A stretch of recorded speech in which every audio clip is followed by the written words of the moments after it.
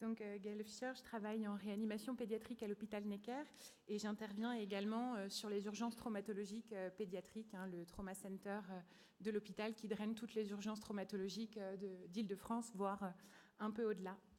Alors, pour vous situer déjà un petit peu le contexte que vous connaissez déjà, qui est typiquement celui de la traumatologie pédiatrique, on reçoit des enfants victimes de traumatismes accidentels, de la route ou domestiques, notamment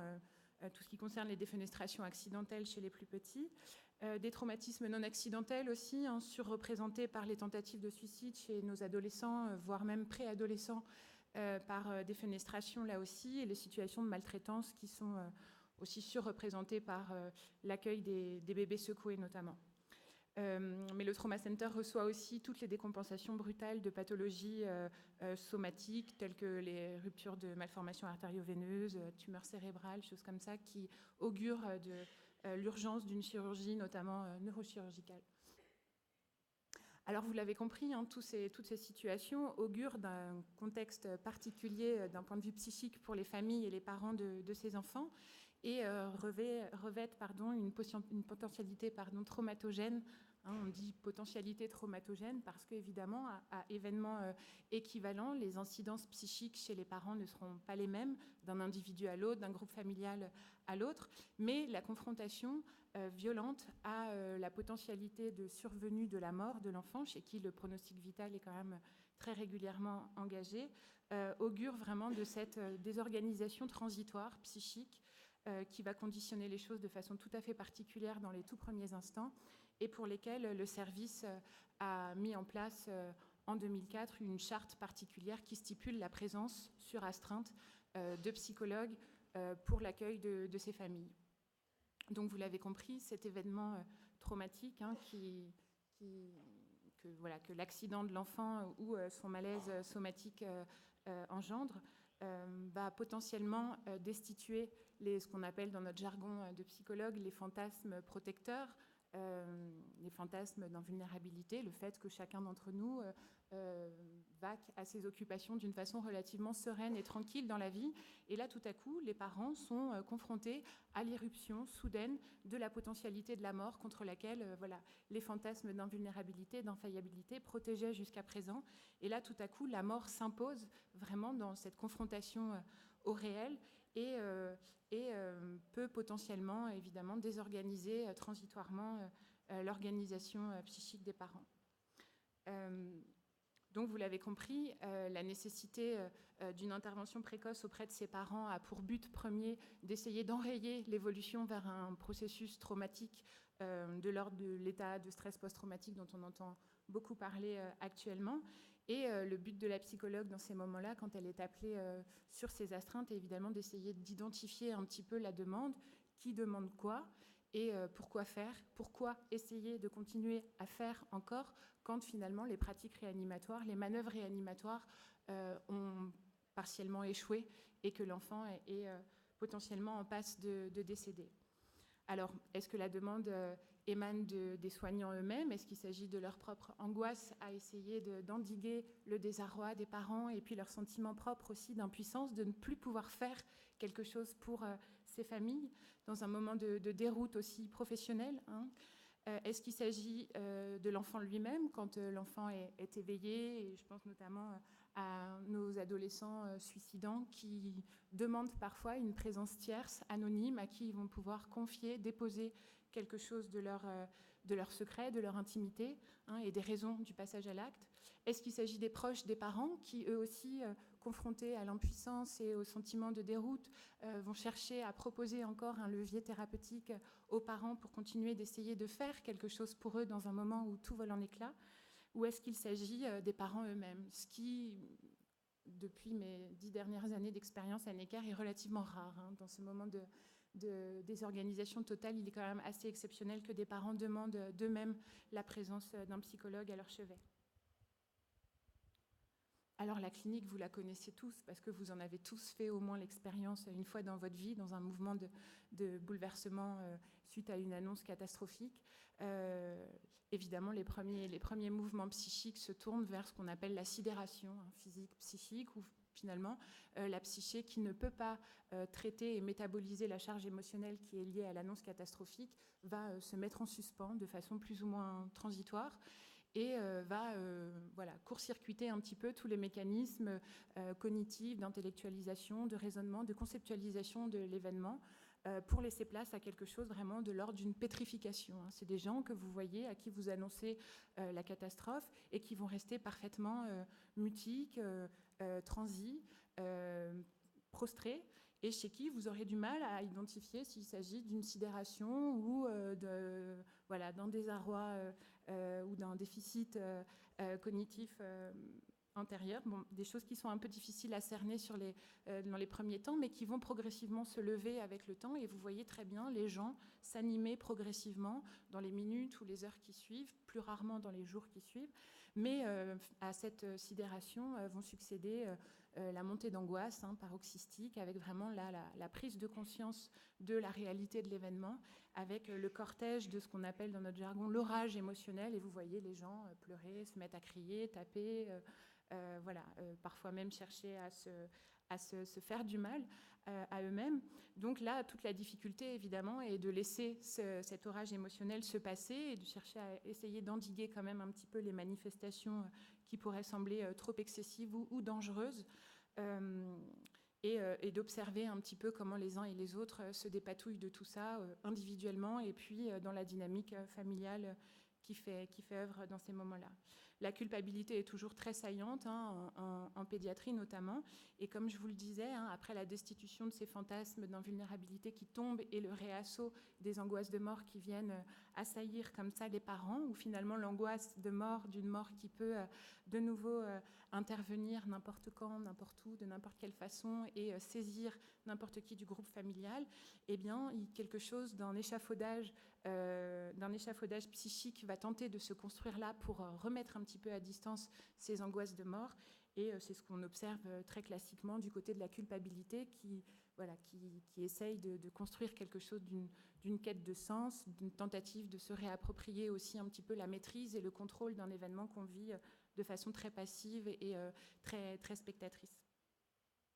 Finalement, tout ça, d'un point de vue psychologique, ne nous inquiète pas. Alors, c'est paradoxalement une des premières demandes des soignants, quand on appelle la psychologue, c'est de venir aussi essayer d'endiguer un peu ce flux émotionnel. Mais pour nous, psychologues, c'est quelque chose qui est plutôt rassurant parce que ça veut dire que quelque chose là vient de se passer. Et il y a une intégration progressive de la réalité de l'événement qui commence à faire sens un peu dans les représentations des parents. Donc on est déjà dans l'amorce de quelque chose, du processus de renoncement et probablement du processus de deuil aussi. Il va falloir faire le deuil de quelque chose. Et à cet instant T, au moment de l'accident, il s'est passé quelque chose qui bouleversera à jamais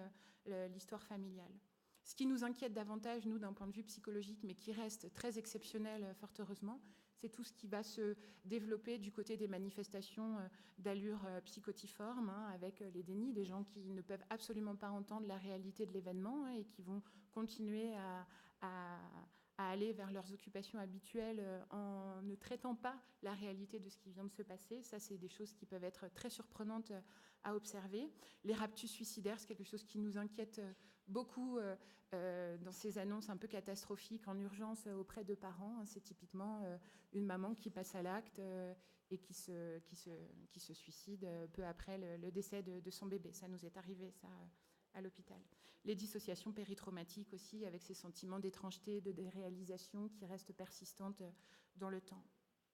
Donc vous l'avez compris peut-être déjà un peu, les principes de l'intervention immédiate qui sont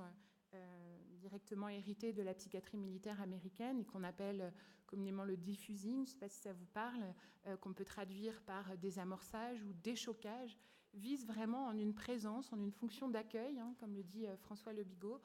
qui chercherait à endiguer, au moins partiellement, l'évolution de symptômes dans cette réaction immédiate cathartique et qui chercherait à extraire un petit peu le sujet de son choc émotionnel immédiat. Une fonction aussi d'interlocution et finalement la mise à disposition d'un psychologue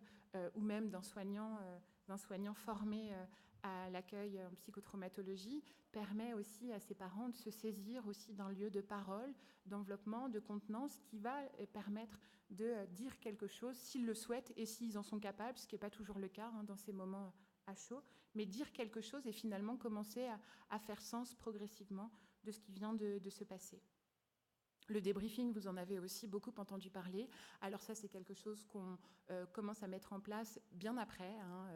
24 heures après l'événement, jusqu'à 10e, 15e jour après l'événement. Là, on est vraiment dans une autre logique où l'intervention va être beaucoup plus directive et beaucoup plus incisive, et on va davantage chercher à faire liaison un petit peu dans l'imprégnation sensorielle que les parents ont éprouvée au moment de l'annonce catastrophique, et puis la liaison avec comment ça peut s'ancrer et s'inscrire dans l'histoire personnelle des individus. Mais à chaud, les 24 premières heures, quand on est appelé sur place, on n'est vraiment pas dans une période de débriefing, on est vraiment dans ce qu'on appelle ce diffusing. Ce diffusing qui est accessible à tout le monde, comme je vous le disais, pour peu qu'on soit un tout petit peu formé, et qui n'est pas l'apanage des psychologues, permet d'assurer une présence calme, sereine, empathique, et de mettre à disposition vraiment notre écoute, une écoute empathique qui se départit un peu de la neutralité bienveillante avec lesquelles les psychologues ont l'habitude de travailler habituellement. Et l'idée, c'est vraiment de proposer aux parents de répondre dans ce temps-là, dans ce temps de déroute et d'effraction, de leur proposer de pouvoir essayer de répondre à leurs besoins élémentaires, déjà de pouvoir se rassurer sur l'événement. Non, tout le monde n'est pas au risque de mourir aujourd'hui. Vous savez que ces angoisses de mort qui réassaillent comme ça les sujets après la destitution des fantasmes dont je vous parlais tout à l'heure, des fantasmes protecteurs, va faire émerger quelque chose de complètement vacillant pour chacun, et l'angoisse va submerger tout le monde. C'est typiquement un enfant qui arrive pour une rupture de malformation artério-veineuse et des parents qui demandent très rapidement à ce que l'ensemble de la fratrie, voire même de la famille, passe un scanner rapidement, parce que tout à coup, le risque continue de perdurer, et si cet enfant-là a été victime de cette malformation, chaque membre de la famille est exposé au risque de mourir. Donc on essaye de les informer, de les rassurer, avec les médecins évidemment qui dispensent les informations médicales, mais de rassurer sur la sécurité qui est la leur, déjà pour leur intégrité à eux et pour celle du cortège familial, et d'essayer d'encourager la verbalisation des émotions par des choses très simples, non intrusives vraiment, contrairement à ce qu'on fera après dans le débriefing, parce que l'idée c'est d'essayer aussi de se prémunir de toute forme de surtraumatisation en voulant forcer des portes qui ne sont pas accessibles pour le moment, parce que les parents sont encore dans cette espèce d'accueil, de réception de l'information qui ne fait pas encore tout à fait sens, et avec laquelle ils vont devoir s'aménager et s'organiser dans les heures qui suivent. Donc on essaye de favoriser l'expression des émotions, des réactions cathartiques, de contenir les réactions émotionnelles excessives, et on pense notamment à tous ces parents qui sont susceptibles de se faire du mal à eux ou de se faire du mal entre eux, parce que vous savez que ces situations sont particulièrement explosives pour la dynamique familiale, et que ressurgissent à cette occasion souvent des conflits conjugaux ou familiaux. Et on essaye de créer quelque chose, de favoriser quelque chose de la cohésion familiale, et de dépister évidemment et d'informer sur les symptômes qui doivent inquiéter, préoccuper dans les heures qui suivent, tout en essayant de se garder d'effets trop suggestifs. On oriente les sujets, si besoin, par une aide sociale, psychologique, voire psychiatrique, quand nécessaire. Donc en conclusion, vous l'avez peut-être déjà compris, mais l'intervention, elle a vraiment un intérêt double. À la fois, elle est dirigée vers ces familles pour essayer d'endiguer l'évolution vers un syndrome de stress post-traumatique, mais elle est aussi prépondérante pour les soignants qui trouvent là un cadre professionnel contenant, apaisant, rassurant bien souvent. Ils n'ont pas forcément besoin de l'aide de la psychologue. Parfois, le coup de fil à la psychologue suffit à désamorcer des angoisses dans l'urgence. Et finalement, on va pouvoir aussi essayer de les orienter un peu et de les aider à l'annonce par le choix des formules, la temporalité, d'essayer de suivre un petit peu le rythme et le mouvement des parents en fonction de ce qu'on observe chez eux dans ces moments-là. Et puis, quand les choses se passent relativement bien, on peut aussi essayer d'actionner quelques leviers, quelques éclairages du côté des soignants pour les aider à analyser aussi ce qui, dans notre jargon ce qu'on appelle les mouvements transféraux contre-transférentiels, c'est-à-dire qu'est-ce qui s'est passé pour eux dans ce moment-là, en résonance avec les familles, et de quelle façon est-ce que leur empathie bouleversante, ou au contraire les mouvements un peu d'hostilité qu'ils ont ressentis avec ses parents disent de la façon dont eux-mêmes ont interagi avec le groupe familial. Tout ça dans le but aussi là de prévenir ce qu'on appelle les effets de la traumatisation vicariante ou de la traumatisation tertiaire, qui est un préalable au burn-out soignant qu'on retrouve beaucoup chez les urgentistes qui sont évidemment les premiers exposés à la contagion traumatique à force de travailler de façon répétée et souvent permanente au contact de familles psychotraumatisées. Voilà, j'ai tenu le tempo.